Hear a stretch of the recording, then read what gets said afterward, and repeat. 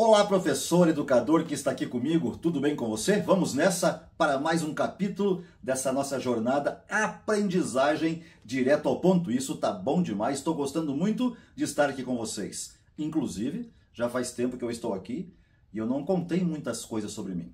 Primeiro, saibam que eu sou um professor convertido.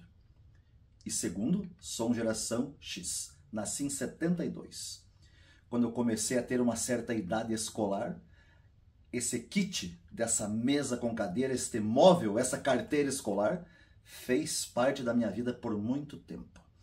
E o meu lugar de pesquisas, de descobertas, era certamente a Enciclopédia Barça.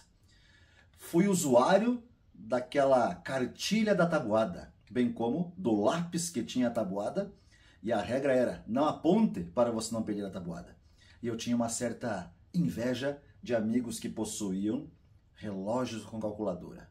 Fui usuário sim de Walkman e Discman. Ostentavam equipamento na cintura de maneira a tocar fita ou mais tarde CD. Também usei MP3 com visor em tela de cristal líquido. Isso era um luxo, isso era espetacular. E depois disso veio uma família de iPods. Vejam vocês, tudo foi evoluindo muito e muito rapidamente. De repente você tem um monte de plataformas. Com algo pendurado no ouvido, você ouve música e ouve muitos conteúdos relevantes. Meus pais, quando eu era pequeno, diziam assim, meu filho, você não deve aceitar comidas de estranhos. Hoje a gente pede comida para estranho. Meus pais diziam, ai, se eu souber que você entrou em carro de gente estranha. Hoje você pede para entrar em carro de gente estranha. Meus pais diziam, filho, nós não gostamos que você durma na casa de quem a gente não conhece. E hoje nós pagamos para dormir na casa de quem a gente não conhece. Tudo muito diferente, tudo muito mudado naquela época, em função até da minha hiperatividade. Principalmente minha mãe dizia, meu filho, você jamais será professor. E o que aconteceu? Em 94, eu com apenas 22 anos de idade, pisei em uma sala de aula e nunca mais saí desse universo da educação. Fui por muito tempo, desde 94, aqui em Curitiba, onde eu resido, professor de física para o ensino médio, cálculo diferencial integral para engenharia, além de ocupar cargos de coordenação pedagógica, direção da escola, direção de campus, coordenador de disciplina, coordenador de curso, uma infinidade de atribuições nessa vida de escola, nessa vida acadêmica, nessa vida docente e de gestor da educação. Fui muito feliz com os meus alunos aqui em Curitiba, onde eu tinha essas aulas regulares, os anos letivos, os semestres, desde 1994 até 2016. Porém, preciso contar algo para vocês. Em 2014, no meu 21º ano como professor, toda vez que eu entrava, já desde o início do ano, tanto no ensino médio quanto na universidade, eu sentia uma espécie de dor docente. Que dores essas, professor Mota? Dores de ver meus alunos screenagers, aquela galera que estava em idade de querer só telas, às vezes não entender a importância, a relevância da minha aula e do meu conteúdo para a formação deles. Eles estavam assim numa vibe do like, do share, do seguir, do gostar, não gostar, do seguir alguém, do compartilhar. E um dia, quando eu entrei em uma aula para iniciar o cálculo diferencial integral maravilhoso, eu vi alguns alunos mexendo em algo esquisito, algo estranho. Eles usavam um aplicativo no celular, diante do meu livro de cálculo, que bastava escanear uma página, um exercício, que esse aplicativo prontamente mostrava a resposta e os passos para chegar naquele resultado. Certamente, minha cabeça explodiu. Eu fiquei pensando assim, será que o meu aluno não precisa mais de mim? Será que essa geringonça, essa tecnologia diferente veio para me atrapalhar? Como é que funciona isso? Rapidamente, diante do meu incômodo, eu fui para aquilo que eu chamo de primeiro ato. Fui conversar com professores da universidade e do colégio, relatando o que eu havia vivido e também, de certa forma, perguntando a eles como que eles faziam as aulas deles, já que o mundo havia mudado muito, o comportamento dos alunos era outro. E eles começaram a desenrolar um novelo de coisas que, para mim, eram estranhas. professores diziam assim para mim: Mota, você é professor de cálculo e física, você precisa abraçar o STEM, ou seja, você tem que vincular os seus conteúdos a algo que seja atrativo, em termos de amplificar ainda mais a visão para a ciência, para a tecnologia, para a engenharia, para a arte e para a matemática. E eu ficava olhando, sem entender muito bem isso, o que isso significava, porque eu era um professor muito tradicional. Alguns deles diziam: Mota, você tem que colocar na mão do aluno, como se você dissesse a ele: faça isso você mesmo, do it yourself. Crie uma cultura maker, faça eles fuçarem em algo. Traga gamificação para a sua aula, que isso engaja, isso traz leveza, traz humor. Mota, produza conteúdos, você, seus alunos, junto com eles, no YouTube, para que isso possa ser compartilhado. Explore novas tecnologias, tecnologias emergentes e principalmente colete dados. Colete dados acerca da aprendizagem do seu aluno, da evolução deles, para que você possa tomar decisão com base em dados. Quem tem dados pode transformar isso em informação valiosa. Quem tem informação tem poder em pleno século XXI. Certamente, quando eu ouvia tudo isso, essa tempestade de coisas que não eram comuns para mim, eu me sentia o próprio dinossauro. Me sentia mofado, me sentia antiquado. Parecia que meu prazo de validade tinha vencido. Daí eu fui para o segundo ato. De maneira que, como pessoas me incomodaram, eu fui estudar. Fui fuçar, vasculhar, ler livros, artigos, para entender como é que funcionava esse conectar os meus conteúdos ao cérebro do aluno. Muita neurociência, muitas dicas valiosas de professores que são criadores daquilo que chamamos de metodologias ativas de aprendizagem. E uma vez que eu me deparei com esse cenário, foi tudo espetacular, transformador. O professor Mota se converteu como um docente que abraçou a inovação na educação. Isso foi tão intenso que me levou a um terceiro ato, que é estar junto, realizando curso, ouvindo, colocando a mão, com alguns autores de metodologias ativas de aprendizagem. O primeiro deles, professor Eric Mazur, da Universidade de Harvard, um pós-doutor em física, criador do método instrução entre pares, aprendizagem com os colegas, peer instruction, uma metodologia muito bacana, e foi a primeira que eu levei para a minha sala de aula. Só que essa metodologia dizia assim para mim: você precisa entregar previamente conteúdos para os alunos, para que essa aula com essa metodologia tenha maior fluência.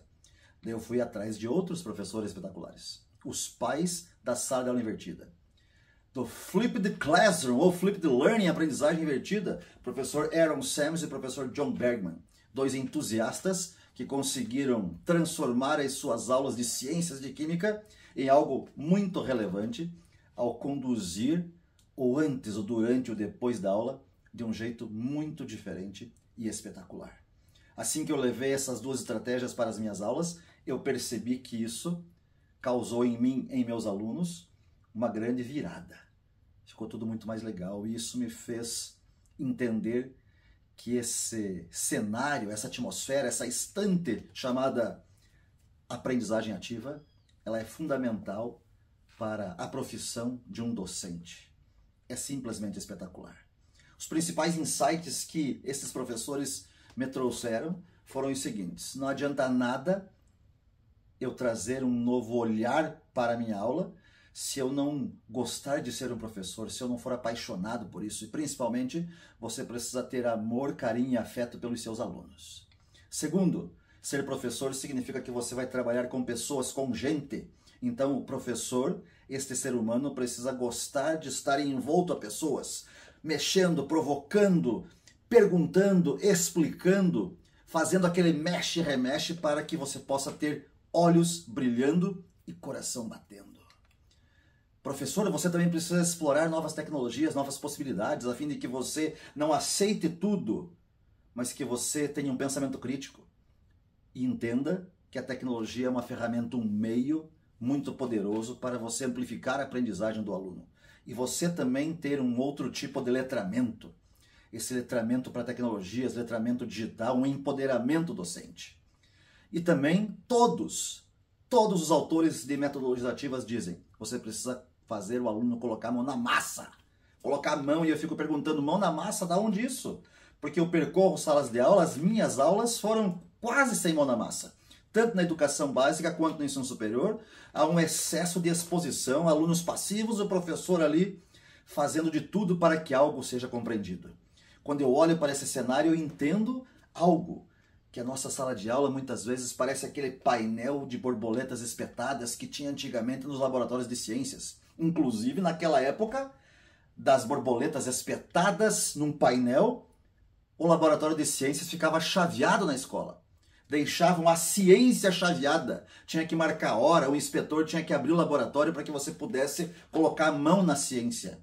Bora desenfileirar, bora fazer libertar a aprendizagem. Bora tirar os alunos que estão lá espetados nas diversas cadeiras e mesas, olhando um para a nuca do outro. Bora fazer algo diferente. Um cenário assim não funciona nos dias de hoje.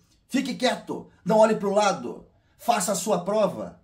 Faça a sua prova sozinho, sem conversar com ninguém, sem consultar nada, que assim você provará que serve para o mundo. Mundo este real, onde ninguém faz nada espetacular, sem colaboração e sem consultar algo confiável. Comecei a me questionar, a olhar para o Golden Circle, o círculo dourado do professor Simon Sinek, porque eu sabia dizer a alguém o que eu fazia como professor. Eu sabia também dizer como eu fazia isso. Mas agora você precisa encontrar o porquê você faz o que você faz. Professor, gestor, educador que está aqui agora me assistindo, você já se perguntou por que você faz o que você faz na educação? Já encontrou o seu propósito? Você sabe o que você faz? Você sabe como você faz? Se você tivesse que me responder por que você faz o que você faz na educação, o que você me diria? Será que você não está colocando mais um tijolinho no muro? Porque eu reconheço hoje que por muito tempo eu fiz, another brick on the wall. Fiquei colocando o tijolo no muro. E mais uma aula. E aula dada. Ufa, mais uma. Ainda bem. Temos que ultrapassar isso. Porque senão nossa educação continuará sempre indo para o fundo do poço. E como que você diz isso, professor Mota? Com base, por exemplo, em um item. Eu poderia citar vários. PISA. O nosso país, no último PISA, ficou mais uma vez em posição irrelevante. Os nossos alunos, ao final do ensino médio, não têm proficiência em linguagem, em matemática e em ciências. E o último PISA também avaliou criatividade, onde os nossos alunos deixaram a desejar. Numa nota que vai de 0 a 60, o Brasil teve nota 23. Sem matemática, sem linguagens, sem ciência e sem criatividade. Será que nós não podemos juntos mudar esse cenário? Fazer algo muito melhor, mais intenso e de mais valia para a educação do nosso país? Quando eu olho para tendências, por exemplo, nós vemos hoje o tal do Blended Learning. O que é isso, professor Mota? Blended Learning, aprendizagem misturada. Misturar o que, professor Mota? Tecnologia com seres humanos. O analógico com o digital, o plugado com o desplugado, na medida certa, ao longo do semestre ou do ano letivo. Fazer essa mistura de coisas boas relacionadas a seres humanos e a tecnologia. Extrair o melhor dos seres humanos com o melhor da tecnologia para agregar ao digital, físico mais digital na educação. Também é possível, usando tecnologias, fazer aprendizagem adaptativa, como se você entregasse atividades diferentes para as pessoas que são diferentes. Em nossa sala de aula, os alunos são todos diferentes. Aquela aula única, unidirecional, discurso único, tamanho único não serve para todos. Por isso eu preciso dessa educação adaptativa com urgência. Não é você ter uma aula para cada aluno, é eventualmente você entregar coisinhas diferentes para alunos diferentes, a fim de acelerar, de melhorar a aprendizagem. E também se colocar em times, projetos, desafios, fenômenos. Você fazer os alunos estarem ao redor da mesa resolvendo coisas e você com eles. O lugar do professor não é mais entre o quadro negro e os alunos, é estar entre os alunos. Porque hoje em dia, nessa loucura ali da escola de fazer um monte de coisa, você percebe que os alunos eles são diferentes. Eles têm essa geração chamada geração slash, onde eles são muitas coisas.